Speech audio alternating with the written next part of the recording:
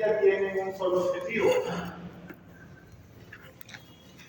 que es regular la liquidez en el mercado interbancario.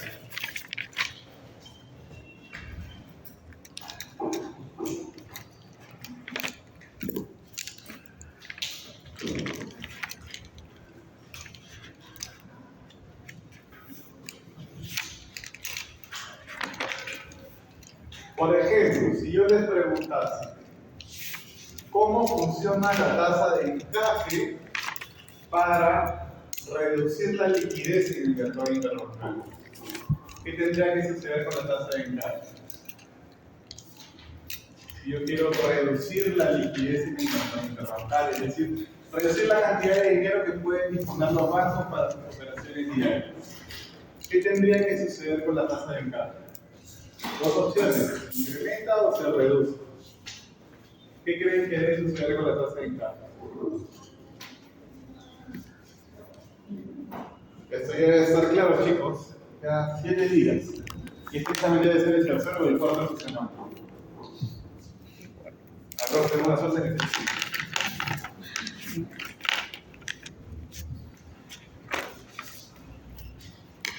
Un incremento de la tasa de encaje debería aumentar. así es.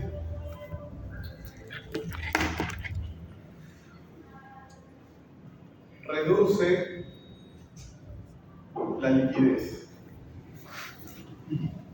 Recuerden que hicimos ese ejercicio incluso cuando hablamos del multiplicador monetario. Muy bien. ¿Con qué está relacionado las operaciones de cambio?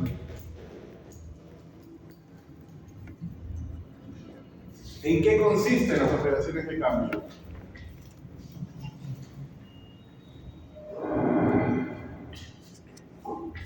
Compra y venta de dólares por parte del BCE. Compra y venta de dólares. Muy bien.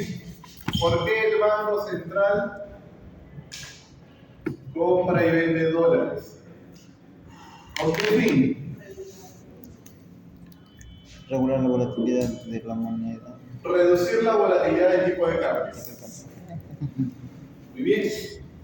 Buscamos reducir volatilidad del tipo de cambio. Muy bien. ¿Y por qué queremos reducir la volatilidad del tipo de cambio?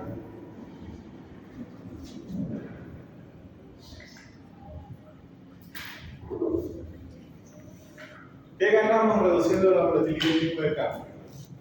Inflación.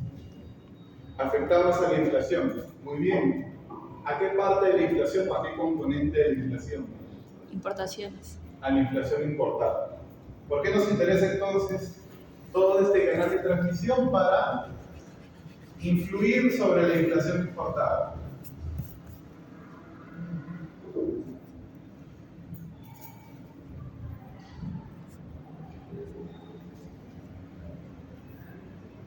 Bien.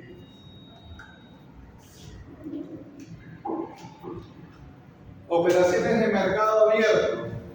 ¿En qué consisten las operaciones de mercado abierto? Compra y venta de activos financieros. Muy bien.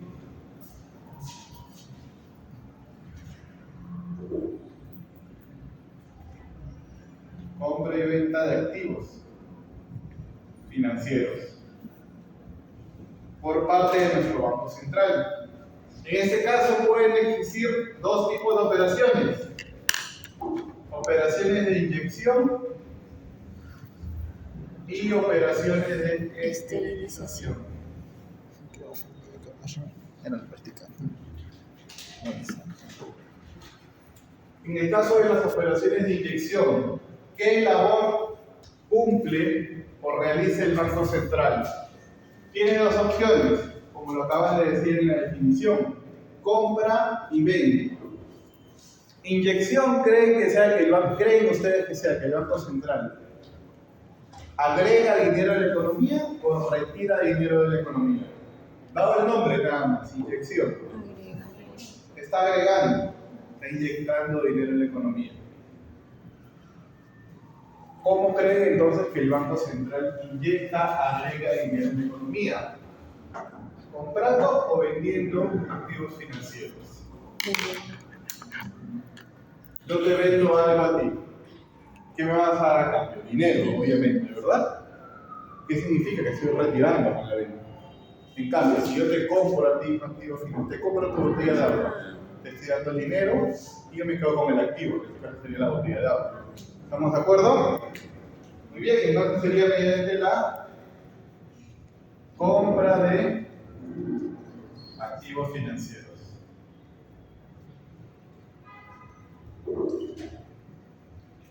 Muy bien. ¿Por qué hace el Banco Central esa compra y venta de activos financieros? Tiene un objetivo el Banco Central con esta compra y venta. No lo hace porque simplemente quiere. En este caso, el objetivo del Banco Central es el siguiente. ¿Cuál es el objetivo principal del Banco Central con la tasa de interés de referencia? ¿A qué tasa de interés busca incluir? A la interbancaria. Muy bien, el objetivo del Banco Central con estas operaciones es que la tasa interbancaria y de referencia presenten un comportamiento similar.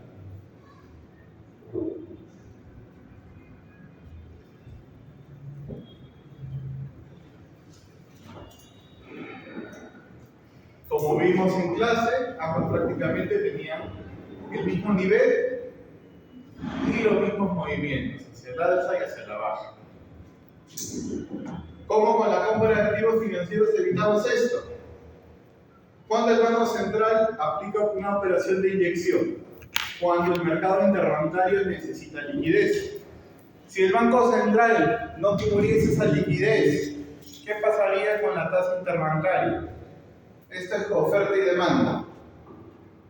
El precio es la tasa de interés. Si hay escasez de dinero en el mercado interbancario, escasez del bien, ¿qué debería suceder con el precio de ese bien? Debería subir, ¿verdad? Inyectando dinero en la economía, el Banco Central evita presiones al alza sobre la tasa de interés interbancaria. Esta frase está en el PPTS de la clase respectiva, que no se preocupe. Mediante la compra evitamos entonces presiones al alza sobre la tasa de interés interbancaria y que esta converja entonces a la tasa de referencia. Con la operación de esterilización, todo lo contrario, hay mucho dinero en la economía. Si el bien abunda, en este caso el dinero, ¿qué pasa con su precio? La tasa de interés de referencia, la tasa de interés interbancaria. Debería caer, ¿verdad? Entonces, retirando dinero de la economía con una operación de esterilización que consiste en la venta de activos financieros, evitamos presiones sobre la baja de la tasa de interés interbancaria. Venta de activos financieros. Esto tiene que quedar bastante claro, hay bastante teoría. Muy bien. Profesor, la tasa interbancaria también tiene un rango. No. Podrá ser de cualquier número, en realidad.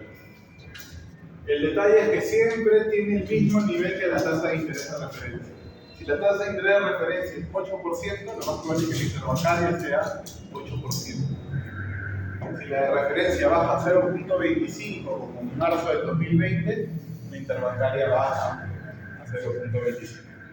Como el gráfico que vimos hace un par de semanas en clase. Entonces lo ponemos un rato.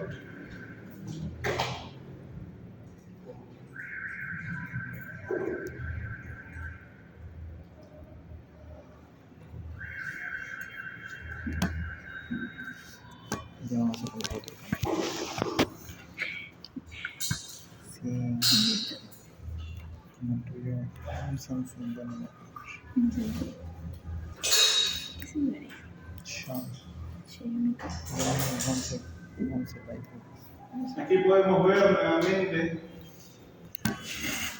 al mismo tiempo la tasa de interés de referencia y la tasa interbancaria. Como podemos ver, en el 99% del tiempo son iguales en nivel y guardan la misma tendencia. Cuando uno incrementa, la otra incrementa en la misma proporción. Cuando ocurre lo contrario, también ocurre lo mismo. Reducen ambos. Muy bien, instrumento de ventanilla. Cuando el sistema financiero recurre a los instrumentos de ventanilla. En este caso, el sistema financiero acude en última instancia a los instrumentos de ventanilla, como último recurso para obtener efectivo, liquidez. Y en este caso también se dan dos tipos de operaciones. Nuevamente, operaciones de inyección y operaciones de esterilización.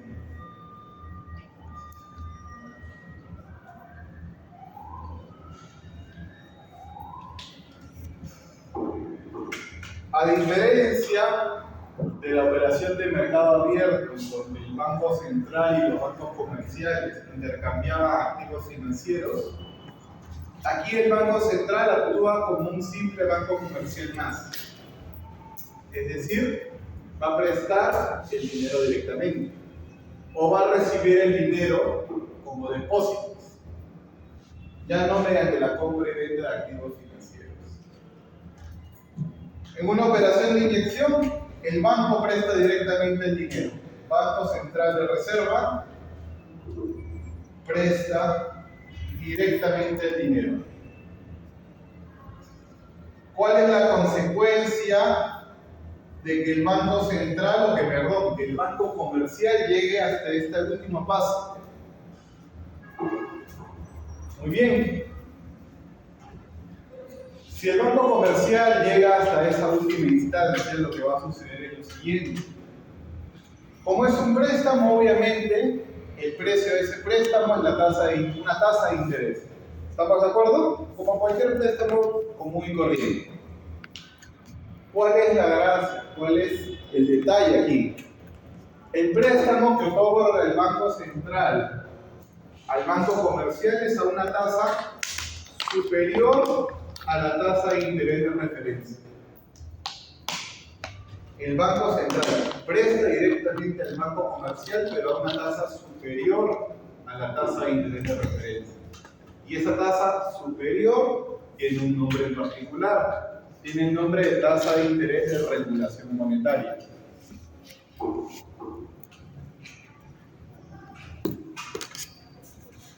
La tasa de interés a la que presta el Banco Central directamente a los bancos comerciales se denomina tasa de interés de regulación monetaria.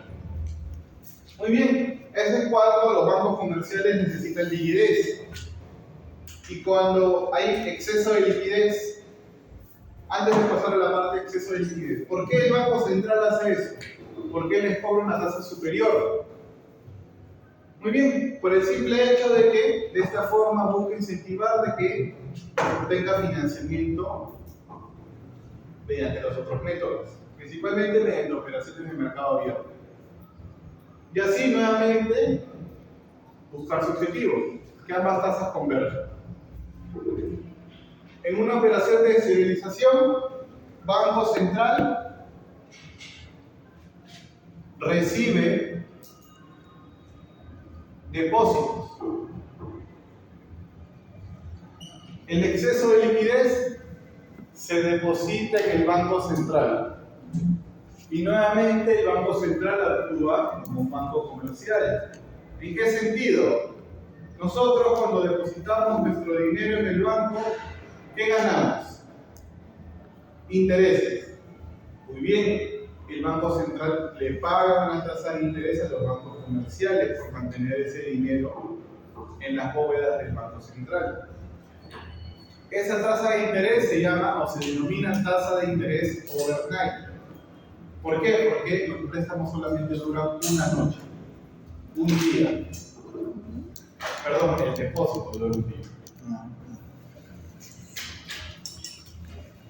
Aquí lo vamos a ver en la pizarra. Todo lo que he dicho está en la pizarra. ¿Cómo que un? Toque. Perdón, perdón.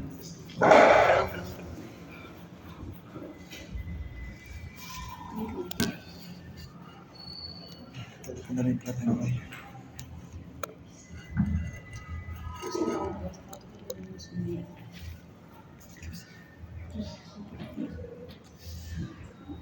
A mí viene ya. Tú traes el papel. Muy bien, lo que acaba de mencionar también está en la presentación de la respectiva clase. Instrumentos de ventanilla. Instrumentos de ventanilla. Dos tipos de operaciones: inyección y esterilización. En la operación de inyección, el Banco Central presta el dinero directamente y lo presta a una tasa mayor, tasa de regulación monetaria. Operación de esterilización. Banco Central guarda los fondos. Si en la primera operación cobró una tasa mayor que la de referencia, en esta segunda paga una tasa menor a la tasa de interés de referencia, que se denomina, como había mencionado, tasa de interés overnight. ¿Qué trayectoria siguen esas tasas de interés? Las que tenemos en el siguiente gráfico. La línea roja, tasa de referencia. La línea que está por encima es la que le tienen que pagar al Banco Central, la tasa de regulación monetaria. Y la línea en color plomo, la tasa de depósitos overnight, la que paga el Banco Central a los depósitos de los bancos. Profesor, ¿y de verdad dura un día? ¿Por qué dura un día? De esta manera que al día siguiente el banco comercial busque liquidez en el mercado interbancario. Esto funciona como última instancia, por eso. ¿Por qué? Porque hay penalidades. Si buscas dinero aquí, te cobro más caro que si pudieras ir a un banco comercial o si aplicaras una operación de mercado abierto. Si no lograste colocar tu dinero en el mercado interbancario, lo depositas en el Banco Central, pero te paga una tasa menor. ¿Con qué objetivo? Que al día siguiente coloques tu dinero en el mercado interbancario. Siempre va a haber alguien que le falte y le sobre dinero. La idea es que interactúen en el mercado interbancario. ¿Con qué fin? De que la tasa de referencia y la interbancaria converjan al mismo valor. Eso es lo que vimos hace un momento en el gráfico. Eso es lo que ocurre finalmente. Y por ese día nada más le pago una tasa de interés. Así es. Y actualmente, bueno, hoy en día, ¿en qué porcentaje estaría eso? Aquí está. Ahorita está en torno al 3%. Una tasa anual. Pero obviamente no estamos hablando de montos de 2 soles, 3 soles, ni 100 soles, sino de millones de soles. Por un simple día se ganan miles de soles. Muy bien, entonces este es un súper resumen de lo que vimos en nuestra clase de política monetaria. Como pueden ver, aquí hay muchas preguntas para marcar, mucha teoría.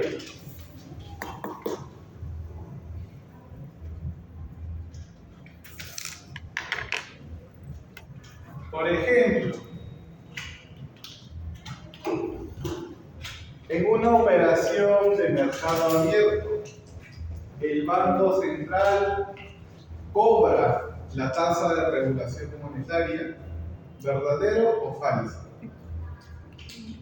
En una operación de mercado abierto, el Banco Central cobra la tasa de regulación monetaria, falso, ¿verdad? La tasa de regulación monetaria corresponde a los instrumentos de ventanilla. ¿Estamos de acuerdo? ¿Ven? Bastante sencillo. ¿Qué tenemos que saber? Lo que tenemos que saber. Muy bien. Esa es solo la primera pregunta de nuestro repaso. Sí, yo no puedo.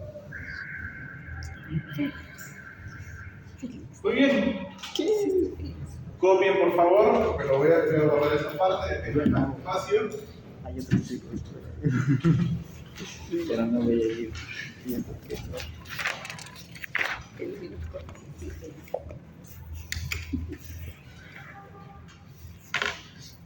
Nuevamente, recordatorio chicos, ya que ya estamos casi todos, no se olviden de llenar la encuesta docente para todos sus profesores. Recuerden que es anónimo, pueden colocar 00000, nadie va a estar aquí sin ser ustedes, no hay ningún problema. No sé si filtren los comentarios, ojalá no. Sí hay comentarios, pero no hay. No los he visto aquí. No. No, yo no los veo, yo solamente mando el correo y No, sobre el legal no puede verlo ustedes. Muy bien, ¿puedo borrar, chicos? Se puede, ¿verdad? De todos copiar. La otra semana, un punto quien haya podido transcribir todo lo que le han tomado fotos durante el largo del ciclo. está todo transcrito. Esto todo. Está todo, entonces no hay punto.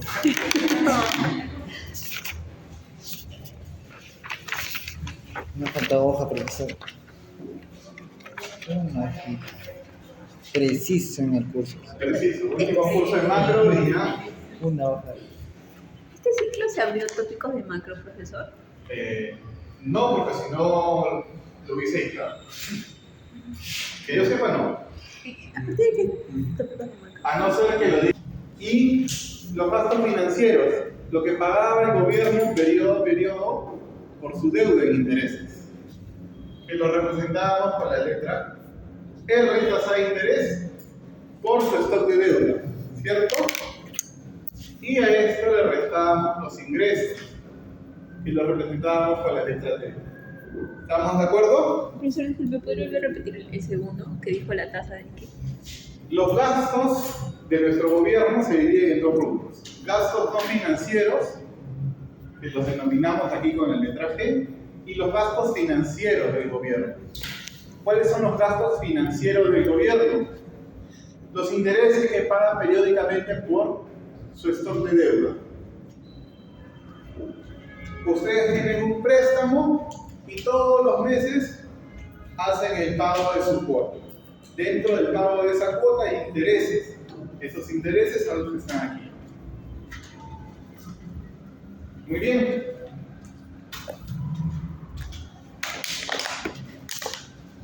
A la ecuación de déficit fiscal nosotros también la entendemos como el cambio en el stock de deuda de un periodo con respecto a otro, ¿cierto? Si el día de hoy piensen siempre al Estado como una persona porque funciona de la misma manera.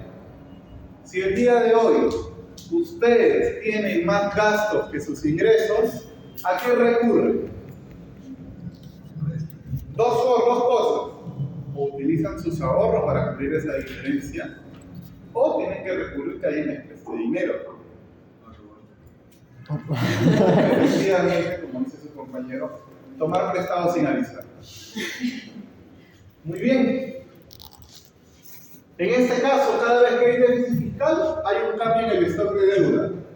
Puede ser positivo, puede ser negativo. Si hoy día generé ahorros, ¿qué puedo hacer? O puedo preparar mi deuda, o puedo acumular ahorros. ¿Estamos de acuerdo? Esta ecuación permite la lógica para ambos sentidos. Muy bien. Nosotros queremos la ecuación de la dinámica de la deuda. Esta ecuación nosotros la tenemos que expresar como porcentaje del PBI.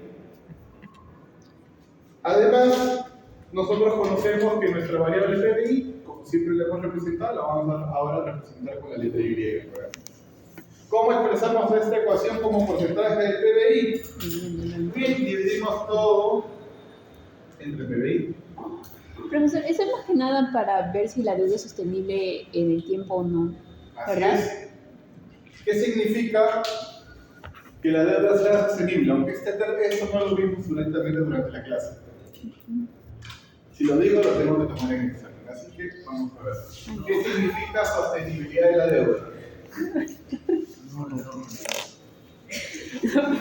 Sí. Perdón. Puede ser que... Lo que pasa es que el profesor había hablado, de práctica había hablado un poco de eso. Por eso pregunto. Nos sirve para ver sostenibilidad de la deuda, efectivamente. ¿Qué significa sostenibilidad? Que nuestra deuda pública, expresada como porcentaje del PBI, cumpla dos requisitos. solvencia Liquidez. y liquidez. Efectivamente. Dos requisitos que debe cumplir nuestra deuda pública. ¿Qué significa solvencia? ¿La han visto en la área de práctica? Entonces sí pueden entrar ahí. Que No, lo puedes no. pagar a corto plazo. Que la deuda pública no crezca en el tiempo. En pocas palabras. El otro, lo que acabas de mencionar, Ay, verdad. liquidez. El revés. Estaba Solvencia. Lapsus. Que dicha deuda no crezca en el tiempo. Supongamos que hoy día tienen una deuda de 1.000 soles. Supongamos que dicha deuda la van a poder pagar porque es relativamente pequeña. Pero si esa deuda del otro año se convierte en 30 millones de soles, va a ser una deuda impagable. Las cuotas que ustedes van a estar pagando mes a mes van a ser imposibles de pagar. A eso nos referimos con solvencia. La deuda pública no presenta o no presente una tendencia creciente en el tiempo.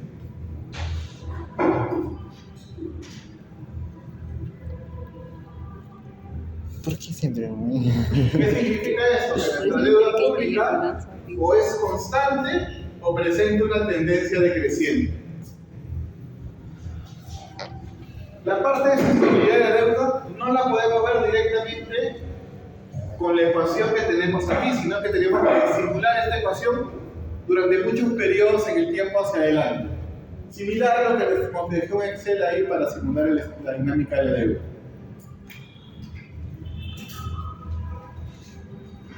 Liquidez. Decías, La liquidez funciona como si ustedes solicitaran un préstamo. ¿Qué tienen que hacer todos los meses si solicitan un préstamo? Tienen que pagarlo. Y para pagarlo necesitan dinero todos los meses. Liquidez es que nuestro Estado cuenta con los recursos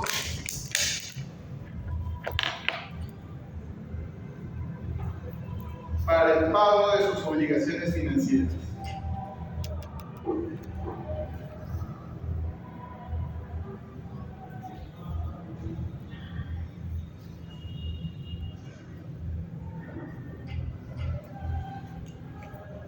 Si la deuda pública de un país cumple estos dos requisitos, es sostenible. Si cumple por lo menos uno de los dos requisitos. ¿Por qué digo uno de los dos? ¿Cuál creen ustedes, a priori, cuál es una economía que ustedes consideren como buena, sana, importante en el mundo? ¿Qué es el primer país que se les viene a la cabeza? Singapur, Singapur, China, los países más al libre mercado. Japón, muy bien, gracias por decir Japón. Hong- Estados Unidos también, ¿cierto? No, Estados Unidos. Pongamos Japón.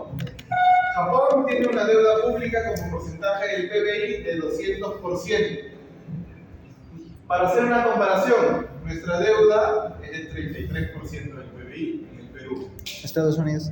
Estados Unidos está igual que Japón, 150, 200%. No está más. Una deuda como porcentaje del PBI bastante alta, que crece en el tiempo. Pocas veces cumple el criterio de solvencia, pero es sostenible. ¿Por qué? Porque la puede pagar todos los periodos que se requieran. Yo puedo tener una deuda bien bajita, pero si no tengo cómo pagarla, también entro en problemas. Muy bien, entonces, yo les hablo de sostenibilidad, dos requisitos. Que la deuda no crezca en el tiempo y que la pueda pagar en los periodos que nos requieran. Muy bien. Y el criterio de sostenibilidad se puede responder con mi ecuación de dinámica de la deuda. Profesor, ¿el Perú es líquido? O sea, No tenemos problema para pagar nuestra deuda desde hace más de desde la década del 90 en adelante pagamos nuestra deuda pública religiosamente. ¿Qué es lo que hacen normalmente los países? Normalmente la deuda pública es, o mejor dicho, cuando ustedes tienen un préstamo, todos los meses pagan principal e intereses, ¿verdad? ¿Estamos de acuerdo? Cuando sus papás, tíos, abuelos solicitan un préstamo, normalmente todos los meses pagan principal e intereses. En el caso de la deuda pública es diferente, porque normalmente los gobiernos se endeudan con bonos. ¿Cuál es la característica de un bono? En el tema del pago de dicho bono. Supongamos que tenemos 5 periodos. ¿Cuántos son acá? ¿Cuál es la característica particular de un bono? Que el primer periodo pago intereses, el segundo periodo pago intereses, el tercero intereses, el cuarto intereses, y el último periodo intereses más todo el capital. ¿Cuál es el problema? Normalmente, cuando los gobiernos llegan a este periodo, es bastante difícil, obviamente de la nada, pagar todo este monto de capital. ¿Qué es lo que sucede normalmente? Los gobiernos obviamente no pueden no pagar, sino que normalmente se refinancia esa deuda. Es decir, genera nueva deuda para poder pagar este monto. Y nuevamente, dicha deuda, intereses, nuevamente el problema. Y nuevamente patente el problema. Eso es lo que sucede normalmente. ¿Qué es un fideicomiso? ¿Perdón? ¿Qué es un fideicomiso? Un fideicomiso es cuando tú, por ejemplo, tienes un dinero y lo guardas en esta cuenta especial. Un fideicomiso es para que ese dinero que está en esa cuenta se utilice para un fin específico. Por ejemplo, todos conocemos a la Municipalidad de Lima, ¿verdad? Muy bien, tal vez han visto en las noticias, más allá que el alcalde quiere contratar drones que exploten al costado de las personas con inteligencia artificial. La Municipalidad de Lima se ha endeudado por un montón de dinero, por aproximadamente 4.000 millones de soles, que es casi 300 veces su nivel de ingresos. Muy bien, ¿qué ha hecho la Municipalidad de Lima para que le puedan dar esa plata? Ha puesto los ingresos de la municipalidad en un fideicomiso. ¿En qué consiste ese fideicomiso? Supongamos, tenemos la cuenta del fideicomiso. La municipalidad deposita el dinero en el fideicomiso y esta cuenta, en primer lugar, va a ir a pagar la deuda. Y lo que sobra va a funcionar para que la municipalidad siga operando. Es decir, prioriza para lo que fue creado, que es para pagar la deuda. Los fideicomisos siempre tienen un fin específico. Es como que si tú tuvieses una cuenta de ahorro en donde todos los meses colocaras dinero para comprarte un carro. Y por nada de este mundo vas a sacar dinero para salir el fin de semana. Obviamente, en este caso tú tienes total libertad de sacar el dinero. Pero en el fideicomiso hay reglas que no te permiten sacar el dinero para cualquier cosa. Y únicamente utilizarlo para el fin para que él fue creado. ¿Y ese fin tiene algunas restricciones? ¿El fin, perdón? ¿El fin de ese fideicomiso tiene algunas restricciones? ¿Cómo no hay algunas restricciones? O sea, el dinero del fideicomiso únicamente se puede utilizar para el fin para el que fue creado. Si tú creas un fideicomiso para tu educación universitaria, no te van a permitir sacar el dinero si no es para pagar la mensualidad de la universidad. Si tú has creado un fideicomiso para construir colegios, todo el dinero que salga de ahí no puede ser utilizado para otro fin. ¿Cualquier persona puede generar un fideicomiso? Yo creería que sí, pero tiene su costo, porque hay un costo de administrar el fideicomiso. Por eso normalmente se utilizan en operaciones más complicadas. Un fideicomiso normalmente lo hace un banco, efectivamente. Hay dos agentes, el fiduciario y el fideicomitente, efectivamente. Muy bien, pero ahora vamos a retomar la ecuación de dinámica de la deuda. Otro día hablamos sobre fideicomiso. Una fija. Muy bien, ecuación de dinámica de la deuda me sirve para ver sostenibilidad de la deuda. Ya sabemos por nuestra clase de práctica qué significa sostenibilidad de la deuda. Si yo pregunto en el examen para que una deuda sea sostenible. Esta puede crecer en el tiempo, ¿verdadero o falso? Falso, porque no cumplimos el criterio de solvencia. Bien. Entonces, nuevamente, la ecuación de dinámica de la deuda que me permite responder esta pregunta. Todo expresado como porcentaje del PBI. Todas las variables que colocamos en letras minúsculas están expresadas como porcentaje del PBI. Gasto no financiero, el pago de intereses, los ingresos del gobierno. Esta variable la puedo expresar como porcentaje del PBI, no porque está en diferentes temporalidades. El stock de deuda en el periodo T+1 sobre el PBI en el periodo T, menos, ahora sí, es así, el stock de deuda en el periodo T. ¿Qué tengo que hacer aquí? Un pequeño artificio. No sé. ¿Alguien dijo derivar? Un pequeño artificio. Dividir y multiplicar todo por el PBI en el periodo T+1, ¿cierto? Artificio. Esto que está aquí de color verde es el stock de deuda en el periodo T+1 como porcentaje del PBI. Y lo que sobra, ¿qué es esto? ¿A qué es igual? ¿A qué es igual? Tasa de A la tasa de crecimiento del PBI, ¿cierto? ¿Estamos de acuerdo? ¿Estamos seguros? Más 1. 1 más la tasa de crecimiento. Muy bien. Vamos a poner esta expresión aquí a la izquierda. Tenemos entonces 1 más la tasa de crecimiento del PBI por el stock de deuda en el periodo T+1 menos el stock de deuda en el periodo T, gasto no financiero. Vamos a acomodar un poco esta expresión. Menos el pago de impuestos más el pago de intereses de la deuda. El profesor de práctica también hacía simplemente el reemplazo de YT, que era igual, bueno, YT+1 era igual a, claro, lo mismo, la tasa de crecimiento +1 por YT, directamente lo reemplazaba, ¿se puede hacer igual? Sí, lo mismo. Igual. Al final llegas al mismo resultado. Claro.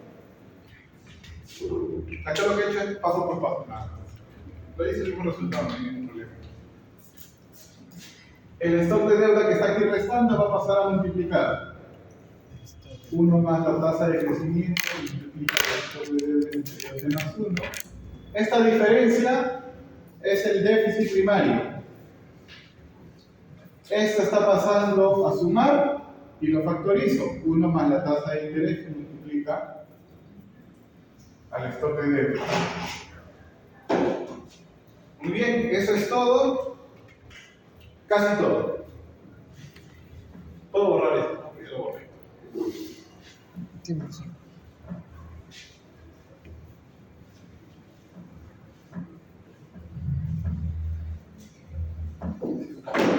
Muy bien. 1 más la tasa de crecimiento pasa a dividir. Stock de deuda en el periodo T+1.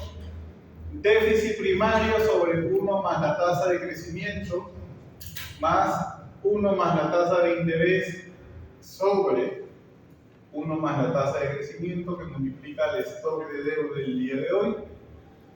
¿Eso es todo? Lamentablemente no. Falta un paso más. 2 pasos más.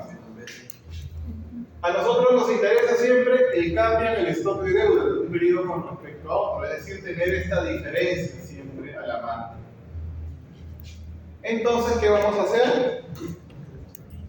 A restar el stock de deuda en el periodo T en cada uno de los lados. Déficit primario 1 más la tasa de crecimiento, 1 más la tasa de interés, 1 más la tasa de crecimiento, que multiplica el stock de deuda, menos el stock de deuda del día de hoy. Y ahora sí, llegamos al resultado final. El stock de deuda en el periodo T+1 menos el stock de deuda en el periodo T igual al déficit primario sobre 1 más la tasa de crecimiento y operamos esto. Si operamos esto, ¿qué es lo que sucede? Vamos a tener R menos Y. ¿cierto? R menos la tasa de crecimiento sobre 1 más la tasa de crecimiento del PBI, que multiplica el SPDU. Y esto que está aquí, nuestra ecuación de dinámica de la deuda, la más básica de todas.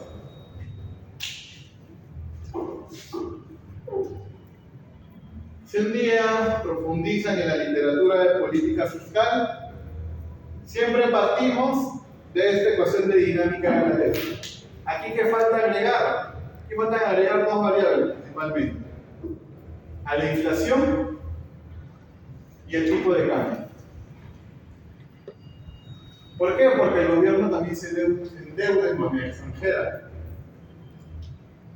La deuda que es expresada en términos nominales significa que al incrementarse la inflación, el valor de dicha deuda en términos reales es menor. Por lo tanto, aquí hay variables que faltan. Pero con esta sencilla ecuación es más que suficiente para el. Muy bien, para no desaprovechar que tenemos aquí la ecuación, vamos a ir al ejercicio 4, que es realmente nuestra ecuación de dinámica de la deuda, o la aplicación de dicha ecuación. ¿Ya comieron, chicos, para poder ver el ejercicio?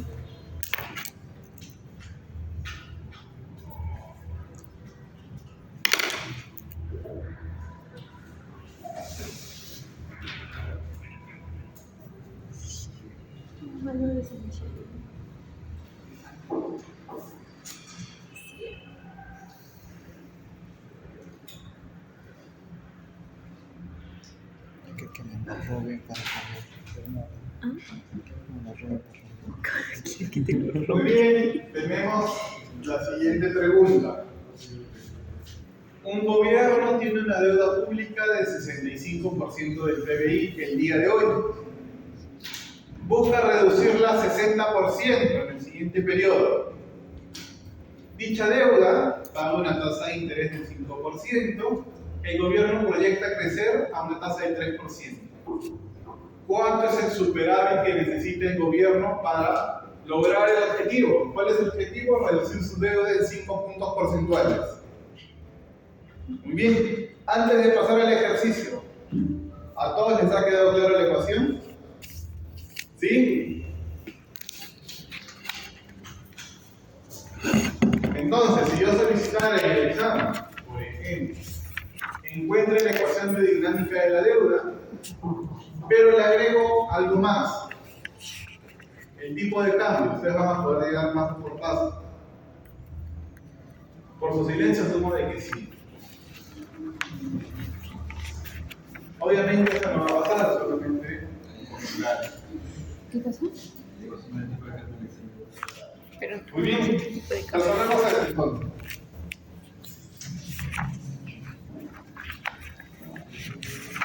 Profe, ¿con cuánto pasó macro usted en... ¿Con cuánto pasó macro en la universidad? A ver, en San Marcos llevamos... ¿Cuántos cursos de macro? A ver. Macro 1, macro 2, macro 3, política monetaria 1, política monetaria 2, programación financiera y Pero eso es macroeconometría. Eso es la rama de macro. macroeconometría. Esa es toda la rama de macro, prácticamente. Macro 1, 2, 3. Crecimiento. Macro 1, 2, 3. Monetaria 1, 2. Crecimiento económico. Comercio internacional. Programación financiera. Y macroeconometría. 9 cursos de macro. Eso sí es una línea. Obviamente aquí yo cortaría, por ejemplo, política monetaria 1 y 2 no sirve. Solamente necesitas uno nomás. Y le agregas un curso de política fiscal, por ejemplo. Y aparte, econometría también lleva. Econometría 1, 2. Y los selectivos son microeconometría, si quieres especializarte en micro. Puro datos de panel, quienes han llevado ya econometría. Y macroeconometría, que es para especializarte obviamente en temas macro. Full series de tiempo. Micro igual 9. ¿Perdón? Micro. Micro 1. Me estaba olvidando. Introducción a la economía. Que ese es intro a la macro. Son 10 cursos. O sea, uno por ciclo. Primer ciclo, intro a la micro. Segundo ciclo, intro a la macro. Tercer ciclo lleva micro 1 y macro 1. Como ustedes. Segundo ciclo, macro 2, micro 2. Tercer ciclo, siguiente ciclo, macro 3, micro 3. Y así. El micro es más o menos la historia es muy parecida. Únicamente en lugar de política monetaria es organización industrial. Sí, yo. Creo que- Las fijas queremos. Las fijas. Y así, bastantes cursos de macro. Acá tienen 4, creo, sí. Ya llegan a 5. Intro a la macro, macro 1, macro 2, crecimiento económico y falta uno más por ahí. ¿Tópicos? Economía internacional va como macro. Economía internacional también cuenta. Economía internacional también cuenta, efectivamente. Muy bien, entonces, con nuestra ecuación de dinámica de la deuda, podemos calcular nosotros. En este caso, nuestra incógnita, ¿cuál es? ¿Cuántas variables tenemos aquí? Deuda en el periodo T más 1, deuda en el periodo T, déficit primario, tasa de crecimiento y tasa de interés. Son todas nuestras incógnitas, porque las demás se repiten, obviamente. 1, 2, 3, 4, 5. ¿Cuáles son las que están bajo el manejo de la autoridad? Llámese PES, Banco Central. Tasa de crecimiento, déficit primario. Esas casi siempre, más el stock de deuda en el periodo T más 1, las que estoy colocando aquí de rojo, pueden ser nuestras incógnitas. El Estado quiere, el siguiente periodo, alcanzar una deuda de tanto. O con el déficit primario de tanto, puede llegar a una deuda en el siguiente periodo de determinado número. Es decir, aquí puede cambiar la incógnita. No necesariamente, como está en el problema, es el déficit primario. Podría ser otro. Yo les podría preguntar, considerando la información que les acabo de dar, ¿cuánto sería la deuda en el siguiente periodo? En este caso, la incógnita, deuda en el siguiente periodo. O, nuevamente, les doy toda la información para que el gobierno pueda cumplir con su promesa. ¿Cuánto tendría que proyectar su crecimiento económico? La incógnita, crecimiento económico. Es decir, puede variar. El resto de variables está bajo el manejo del Estado. ¿Cuál es la que nos queda? La tasa de interés. La tasa de interés determina quién le va a prestar el dinero al Estado. Yo no le digo a quien me presta el dinero, cóbrame tanto. Esto ya viene determinado. Sobre el resto sí tenemos poder. Muy bien. Aquí, ¿qué tenemos? El gobierno tiene una deuda de 65% del PBI. ¿Qué significa esto? La deuda, el día de hoy, 65% del PBI. El gobierno desea reducir su deuda a 60% en el siguiente periodo. La deuda en el siguiente periodo, 60%. Dicha deuda paga un interés del 5%. La tasa de interés R de 5%. El gobierno proyecta una tasa de crecimiento del 3%. Mi tasa de crecimiento es del 3%. Con todas estas variables, me solicitan cuánto es el déficit primario como porcentaje del PBI y debería lograr el gobierno para poder lograr ese objetivo, es decir, superávit. ¿Cuánto es mi superávit primario que necesito yo para lograr ese objetivo de reducir mi deuda en 5 puntos porcentuales? En primer lugar, aquí estamos hablando en términos de déficit, gastos menos ingresos, que significa que debe dar un número negativo en primer lugar. ¿Por qué tendría que ser negativo? Los ingresos mayores que los gastos. Tiene bastante sentido. Si yo quiero reducir mi deuda, tengo que generar ahorros el día de hoy, ¿cierto? Para poder prepagar esta deuda y poder reducirla. ¿Estamos de acuerdo? Muy bien. ¿Qué tenemos que hacer? Lo más complicado, reemplazar nada más. Si esta pregunta estuviese en el examen, únicamente tienen que recordar su ecuación de dinámica de la deuda. Si no la recuerdan, la pueden derivar paso por paso. Entonces tenemos 2 horas.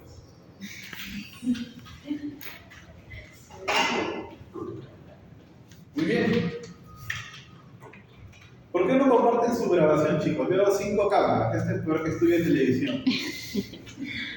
¿O son los diferentes ángulos? Nosotros grabamos.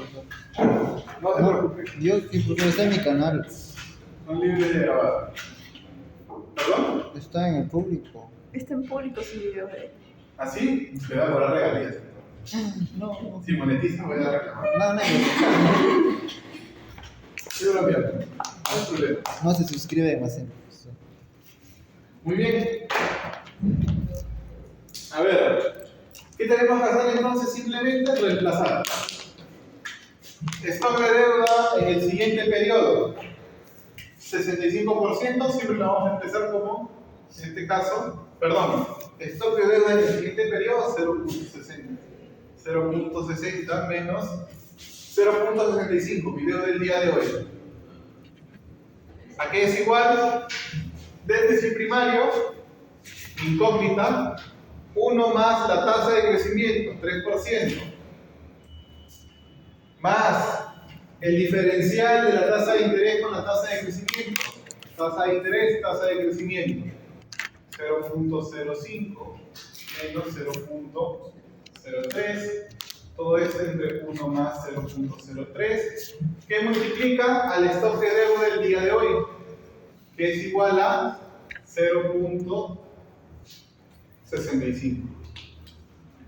Muy bien, y con todo eso tenemos que hallar nuestro incógnito, el déficit primario, que debería ser un número negativo para hablar de términos de superarse. A ver, por aquí tengo una falta.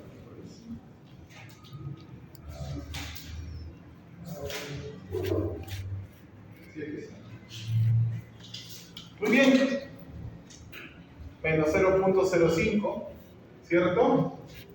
Déficit primario, 1.03 más 0.02 sobre 1.03, multiplicando todo por 0.65. Muy bien, paso por paso. El denominador puede multiplicar al otro lado, ¿verdad? Aquí no hay ningún problema.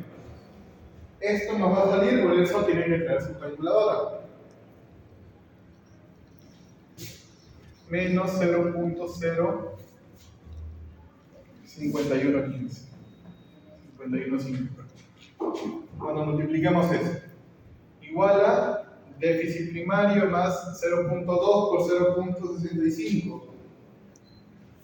0.013. ¿Estamos de acuerdo? Es cuestión de multiplicar nada más. Por eso, nuevamente, ya que están casi todos, calculadora. Por favor, chicos, si no van a estar multiplicando a mano. Y todos nos confundimos multiplicando números decimales, así que, por favor. Y paso final, 0.13 que está aquí, pasa a restar aquí. Y listo. Nuestro déficit primario es igual a menos 0.0645. Sí sale así, pero ahí creo que está mal.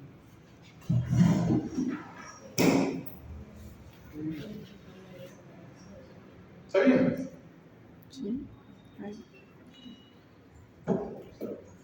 Ah, no, sí, sí. ¿Está bien? 5 aquí, 4, 6. ¿Está bien? Un cero.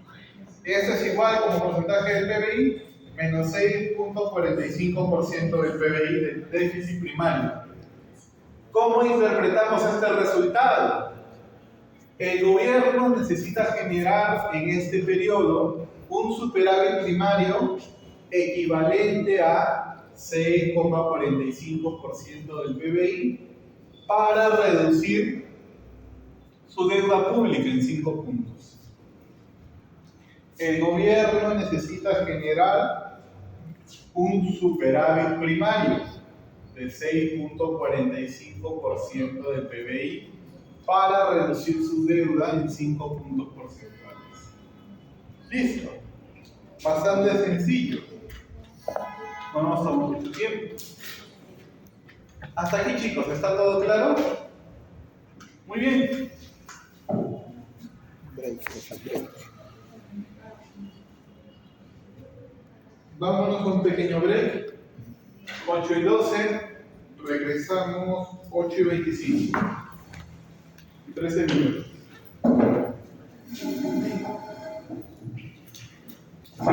Mientras registro su asistencia. A ver.